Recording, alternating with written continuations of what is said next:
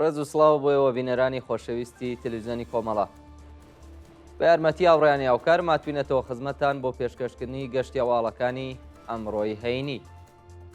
سەرەتا سەردێڕی چەند هەواڵ. ڕێزگرتن لە یادی سامان کەریمی لە فێستیڤاڵی شانۆی سەقز. ئەڕەشەی تڵاتی سپای ورمێ لە 12 منداڵی کوردی ئەو شارە. دۆخی خراپی تەندروستی وریشە مرادی لە زیندانیەڤین. دروشمنووسینی گەنجانی شۆڕژگێڕ لە تاران. ناچارکردنی بەندکراوان بۆ بەشداری لە ڕێپێوانی ڕۆژی جیهانی قودس و بێبەشبوونی ملیۆنان کچی ئەفغانستانی لە خوێندن.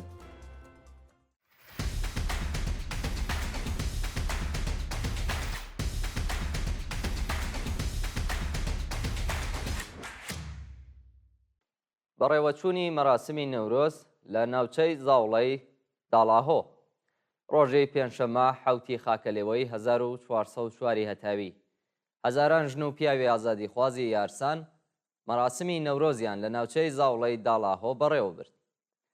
بەشداربوانی ئەو مەراسمە دروشمی ورمێ دڵی مرۆڤایەتیە بژی ئازەربایجان یا شاسین کوردستانیان بەرز کردەوە و پاش داگیرسانی ئاگرەی سەرکەوتن بە جلوبەرگی ڕەنگاوڕەنگەوە بە دەوریدا سەمایان کردو. ڕێزگرتن لە یادی سامان کەریمی لە فێستیڤاڵی شانۆی سەقز. بە پێی هەواڵی گەیشتوو ڕۆژی پێنجشەممە حەوتی خاکەلێوە هونەرمەندانی بەشدار لە فێستیڤاڵی شانۆی سەقز ڕێزیان لە یادی سامان کەریمی شانۆکاری خەڵکی ئەو شارە و دانیشتووی مەریوان گرت. سامان کەریمی ئەندامی گروپی شانۆکاری سەرشەقامی مەریوان و چالاکێکی مەدەنی دڵسۆزی کۆمەلگا بوو کە لەلایەن دەستگا قەزاییەکانی ڕژیمەوە بە تۆمەتی هاوکاری لەگەڵ کۆمەڵە بە 7 ساڵ زیندانی تالیقی مەحکوم کرابوو.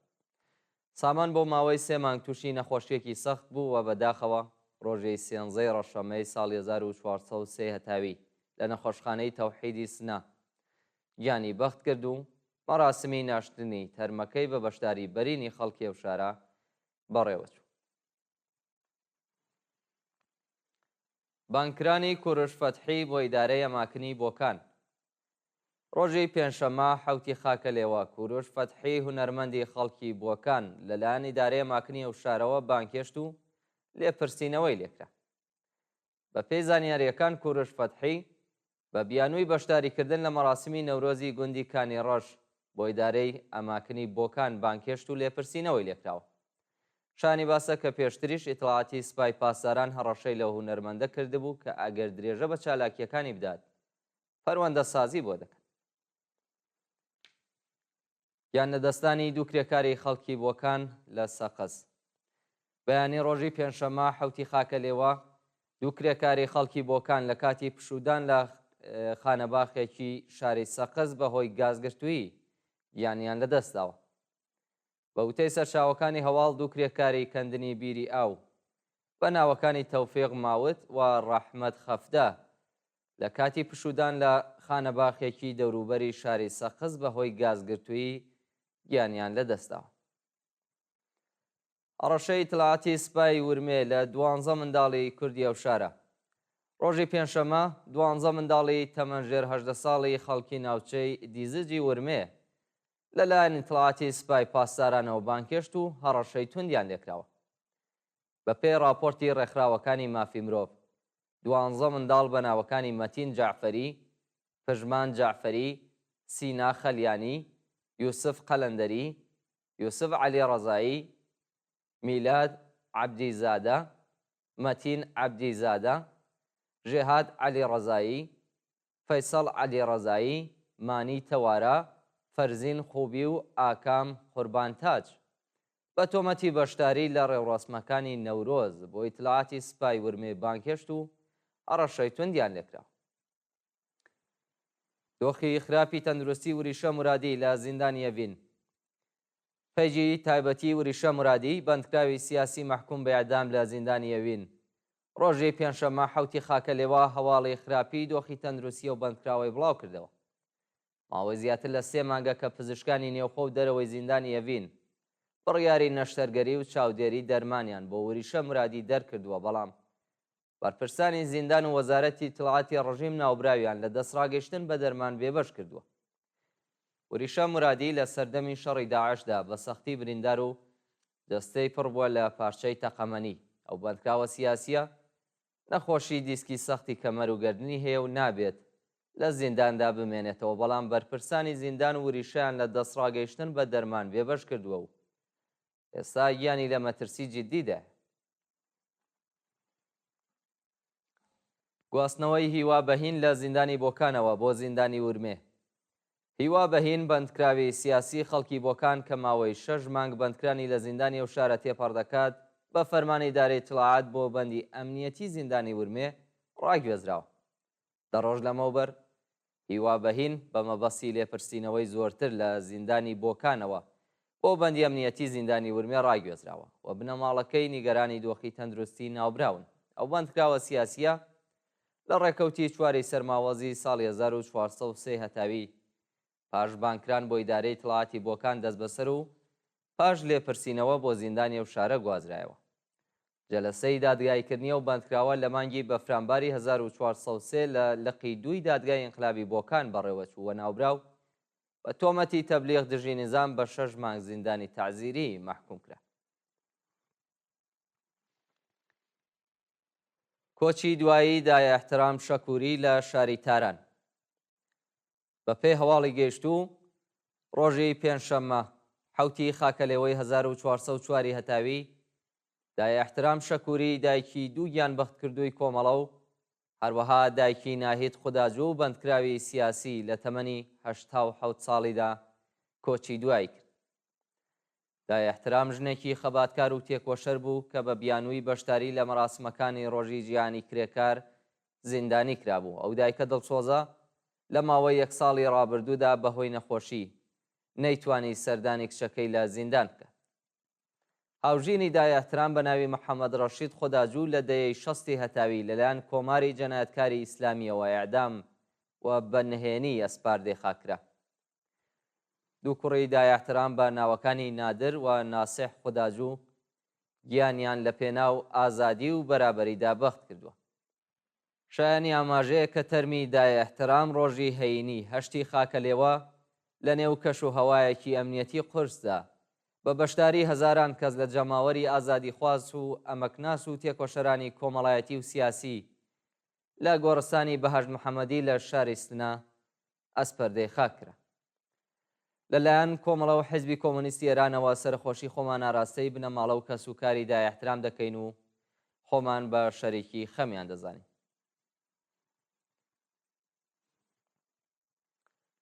دروشمنووسینی گەنجانی شۆڕژێر لە تاران.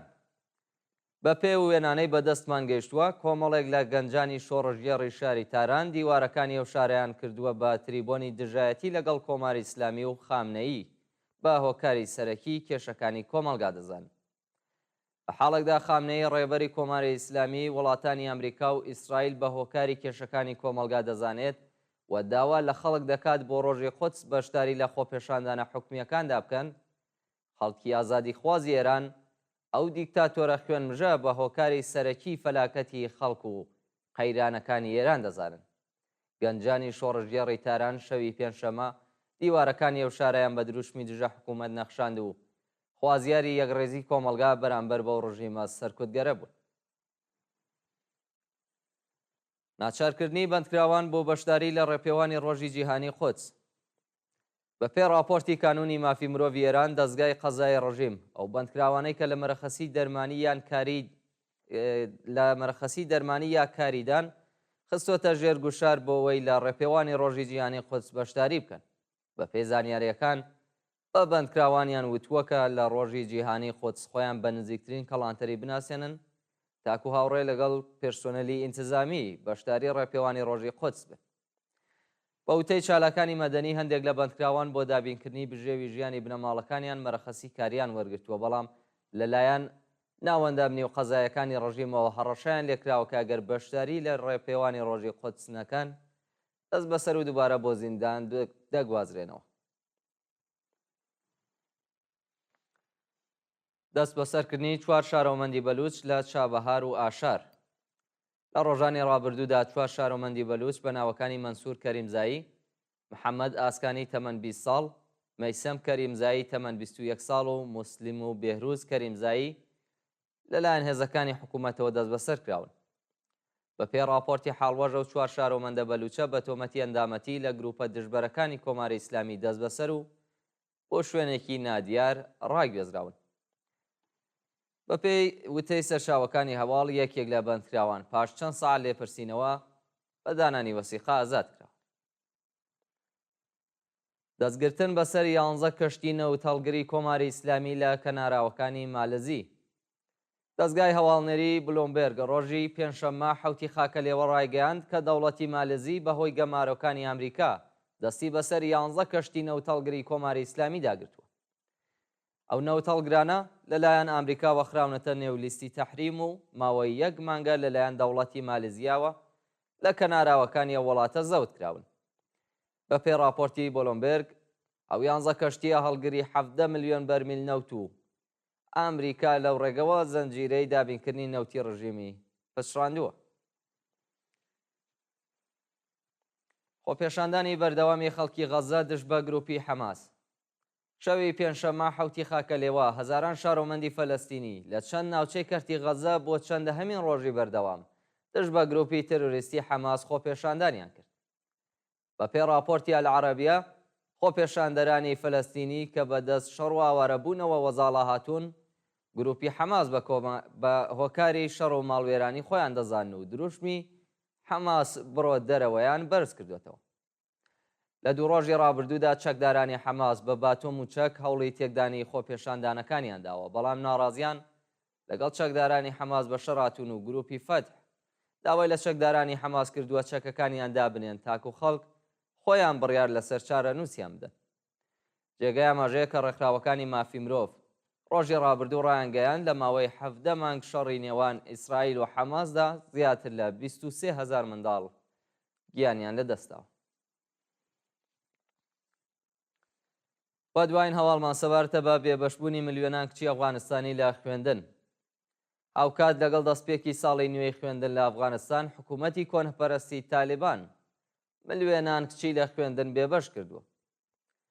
بە دوای بەدەسەڵات گەیشتنی گروپی ئیسلامگەرای تالیبان درێژەدان بە خوێندن بۆ کچانی تەمەنسەروی 12 ساڵ قەدەغە کرا و 2 ملیۆن و 200,000 کچی ئەفغانستانی لە پەروەردە کار و ژیانی ئاسایی لە نێو کۆمەلگا بێبەش کراون. لە بەرامبەردا ئاماری هاوسەرگیری لە تەمەنی منداڵی بە ڕێژەیەکی بەرچاو زیادی کردووە و کارناسانی مافی مرۆڤ سەبارەت بە ڕێژەی بەرزی خۆکوژی ژنان و کچان لە ئەفغانستان هۆشداری جددیان بە کۆمەلگای جیهانیدا. بینەرانی خۆشەویست گەشتی هەواڵەکانی ئەمڕۆتان پێشکەش کرا. کات و ساتێکی خۆش بۆ هەموو لایەک.